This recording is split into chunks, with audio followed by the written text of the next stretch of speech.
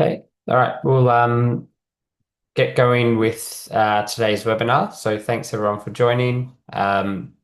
Today we'll be taking you through the GameDay quarterly product release wrap and roadmap update for Q4. Alongside that, we'll have some demos of some of the major feature releases for Q3. And then if there's, we'll run this for about 30 minutes. If everyone can just stay muted throughout the webinar. If you've got any questions, feel free to add them to the chat throughout and we'll get to them at the end of the webinar. And we'll start with some updates around GameDay community. So just wanted to reiterate that we've relaunched GameDay community in the last few months. We're seeing really good feedback around some of the updates that we've made. So just a reminder that this is where kind of all our users can go to find updated learning and support articles and also access the e-learning library and course content as well. Also access to the C2C program and also the product roadmap. And members, or you can become a member of GameDay community by joining. It's free. You get a whole host of added benefits of being part of GameDay community as well as being part of particular focus groups, surveys, and also pilot of new features as well.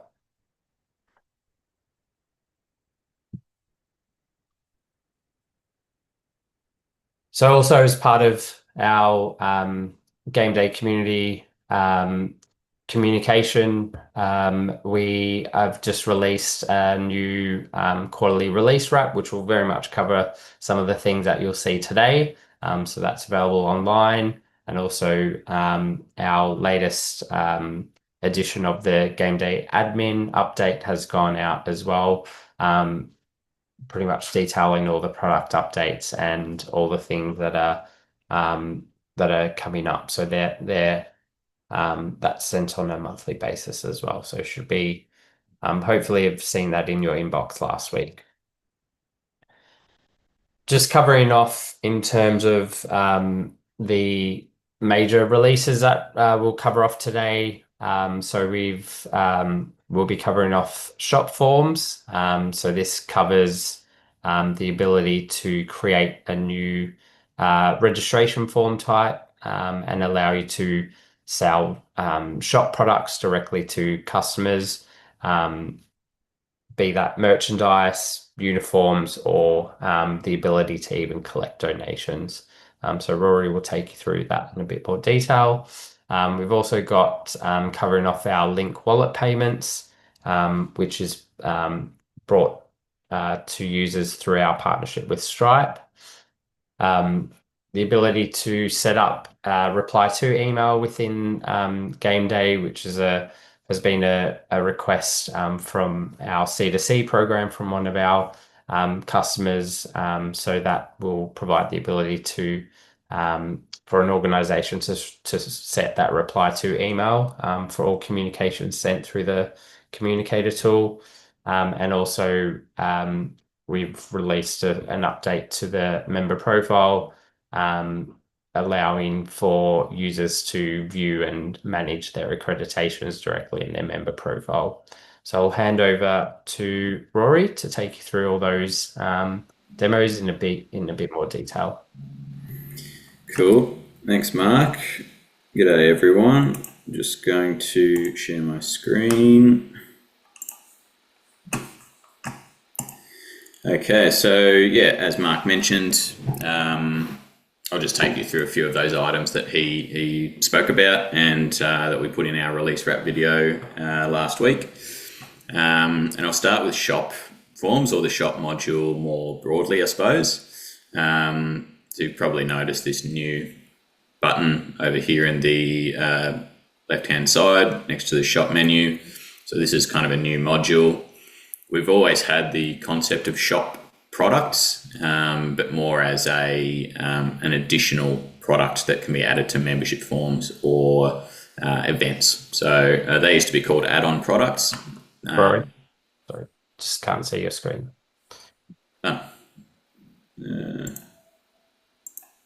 Yeah, got it now. Got it. Cool. Let me know if that happens again. So the shop module is sitting here in the left-hand side. Membership forms and events can still take what used to be called add-on products. They're just now called shop products to sort of align with that that change in terminology. So what the shop module gives you is the ability to create new forms. So shop forms which stand alone and basically allow you to offer, be it merchandise, uniforms, services or donations or anything like that that isn't strictly a membership product, and just offer it through its own form. So you can either create a new form that way. You can also change the display template, so the look and feel of all the forms globally through this shop module. You can also do that form by form if you want to. And you can also track product purchases through shop products. So any of the shop products that have been processed as orders through your database will appear here, and you get a nice tidy list of all of those shop products, excluding membership and event products. So I'll show you what the actual form setup looks like. So we'll edit one we've got here, the club uniform shop. We'll just give it a name for the public to see and an internal name for us to see as administrators. And we can also enable guest registration as well if we want to, which allows registration for people that don't necessarily need to create a GameDay account, make things a little bit quicker for them. Shop products, so similar to any other registration form, you're adding your fees in here. So this will only look at your shop products. You can add existing shop products if you want to, which will give you a list of all the shop products that you've created in your database. And you can see I've sort of grouped them by merchandise, uniforms and donations. So you can group them nice and cleanly. And in fact, this screen has been kind of refreshed as well, probably since the last webinar that we did. So hopefully that makes it a little bit easier from a UI sense. Bundle discounts are supported, so I won't go through that in detail, but basically the promotion section is where all of those live. Allows you to apply discount to certain products or certain number of products being purchased. Questions and layout, so same sort of deal as the membership forms. You've got your existing questions, you've got the ability to create new questions, you've got the fixed questions, and then anything else that you want to add onto the form for people to fill out when they're purchasing a shop product. Messages and notifications. So again, similar, a little bit of terminology change from membership forms, but basically you can either attach an email template as the email that gets sent out to people after they register, and that can be done through the communications option there, or you can use just a simple basic text editor to create one if you like. And then you can test and publish, so you can activate it or automate the activation and expiry, so the turning off and on of the form. So take a look at a form, and if you're familiar with membership forms and how they look, or event forms, this is all going to be fairly familiar probably for you. You can still access linked profiles. So if you've got an email address that you've used to log into GameDay, then all of your linked members will appear there. So I'll choose one and go through. Now we're selecting our shop products. So we'll choose what we want there. enter any information, tick any terms and conditions. You can purchase for another person if you want, and also integrates with promo codes as well. And that's it. So the main difference is that the form doesn't require a membership product to be added to it or an event product for it to be usable. It's just for, I guess, ad hoc purposes or registering through and purchasing shop items at any time. So speaking of registration forms, just going to show you the next item which we spoke about briefly, which is the link payments.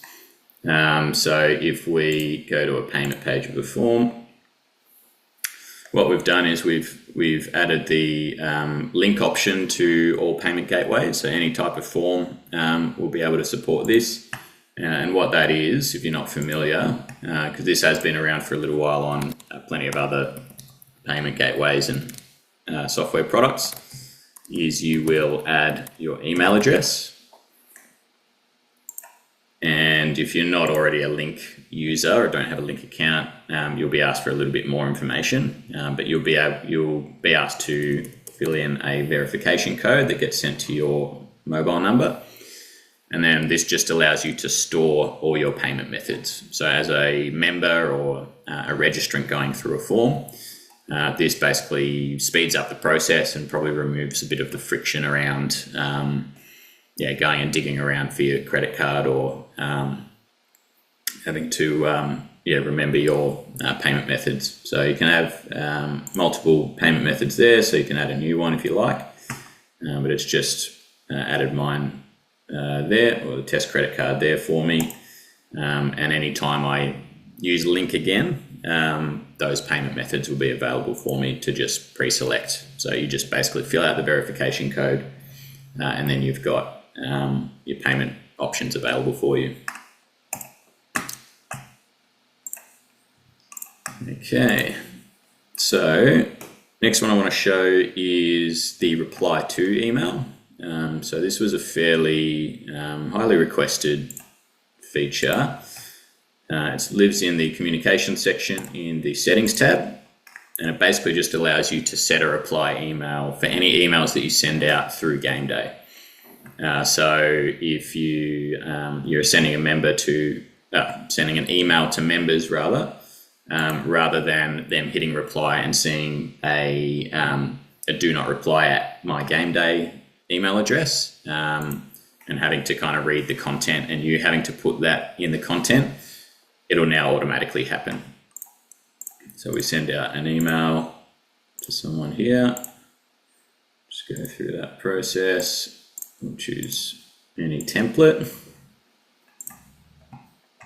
So once that gets sent out,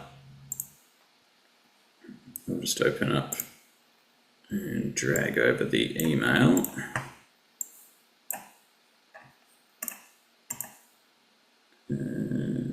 Hopefully you can see it there. So a couple of things. So you've also got the organization name populated into the sender name field, and then when the person replies, it'll just automatically put that email address in that we put in our database, and it'll also show the reply to email here in the content. And we'll be getting rid of that line as well shortly. So that hopefully reduces a lot of the confusion around sending emails and not getting responses and things like that. Makes it a little bit more seamless to communicate with those members. And then the final one that I want to show is in the member profile portal.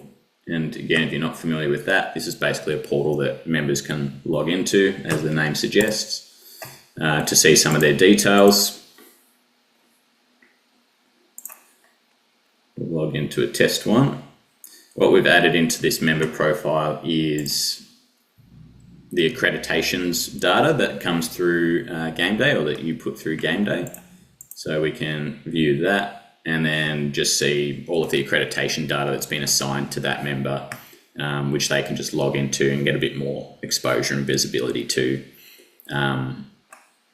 to just improve that sort of transparency of communication around what's being held in the database, and they get full visibility of, say, when their accreditations are expiring, whether they've been verified by an administrator, and any of the other details that have been put in there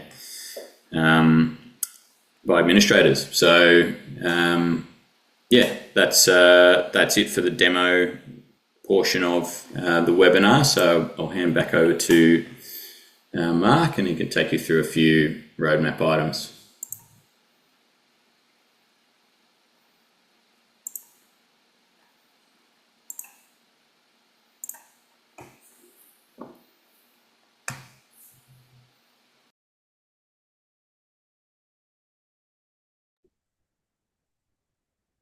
Great, thanks, Rory.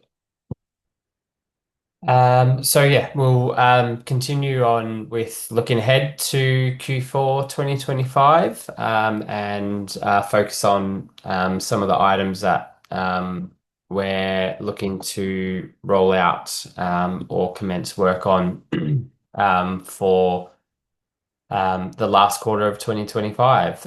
So we're very close to, I'll start on the left here in terms of the payments. So we're very close to releasing installment payments. We're expecting that to be released in the next week or so. This will allow you as an organization to offer installments to your members. Based on a particular registration form, so you can turn it on and off at any time.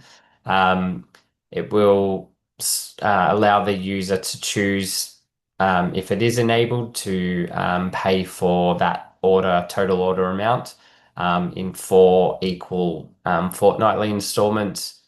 So with the first installment due at the time of registration. So by week 6, all the order should be paid in full. So there's some other features as part of that where the organization and also the member can change their payment method. The organization can cancel an installment payment plan. There's accounts for things like failure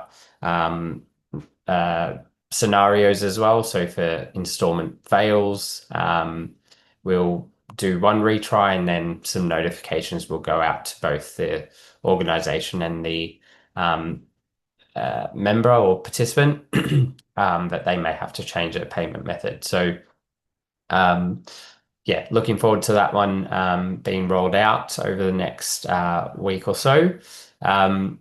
Subscription products, so that's kind of the next major payments feature that we're looking at. So we've pretty much ready for that to start work closely following the installment payments being released. Subscription products will be particular to membership and also shop products for donations. So we'll be offering things like weekly, fortnightly, monthly, right up to annual subscriptions. So think of it like a gym-based membership, where a user can either pay for an ongoing membership and they put in their payment method, and that'll be charged on a particular cadence. Or it might be that it's a limited time subscription. So it might be the subscription ends after 6 payments, and it might be 6 monthly payments or 6 weekly payments. Very much up to you how you manage that. Ultimately providing some flexibility how you want to structure your membership, and also be able to collect donations from your membership as well. For our European customers, we're looking at BACS payments and SEPA payments for euros. So they're kind of equivalent of BEX direct debit, so bank transfers. So that's kind of covering our payments area. On to the kind of membership and events. So we've actually recently released, and it'll probably be in the next quarterly update with a bit more detail, a new notification center.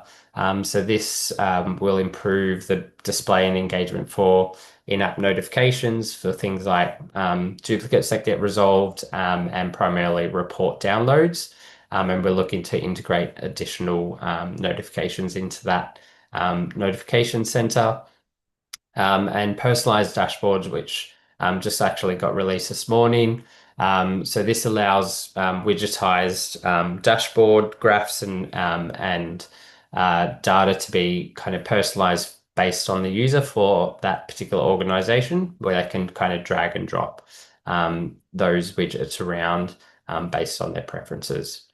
Um, some items that are in progress at the moment. On the membership and event side is the ability for a single sign-on across all our products and solutions.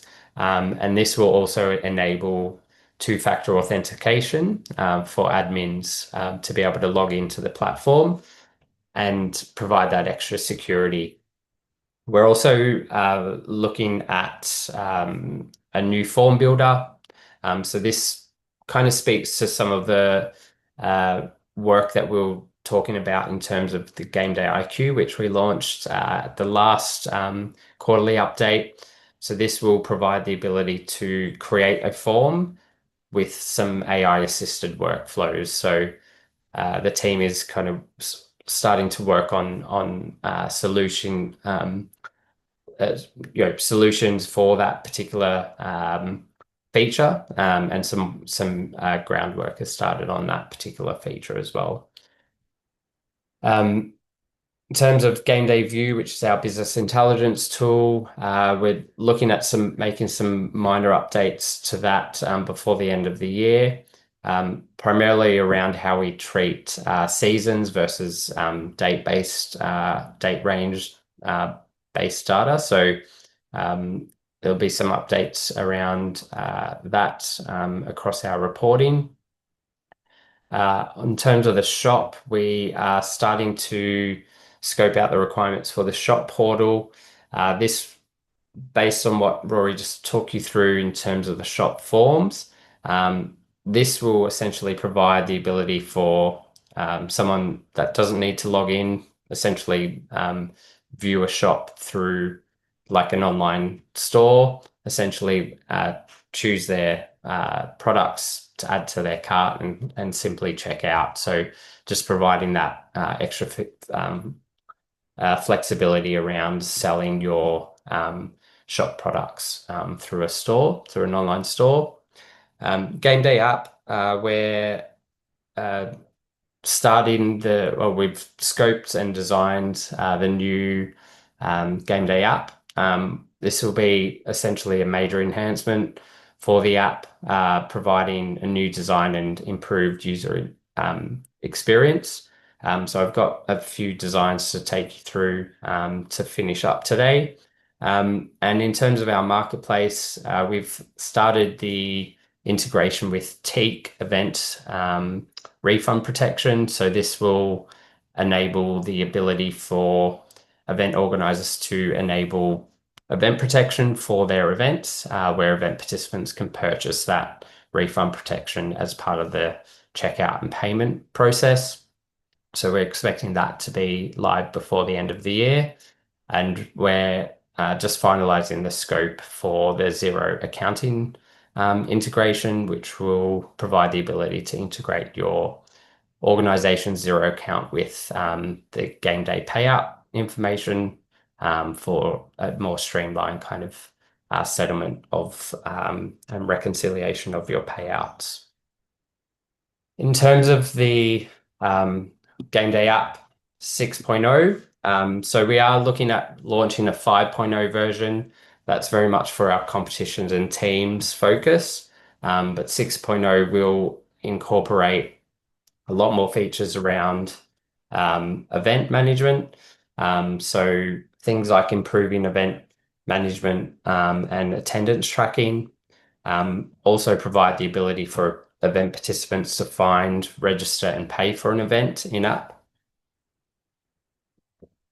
Um, so some of the designs that this looks like. So this is a list of scheduled events for upcoming events for a participant, some past events, and then the event participant being able to view details of the event, the location, and actually purchase tickets through directly in the app.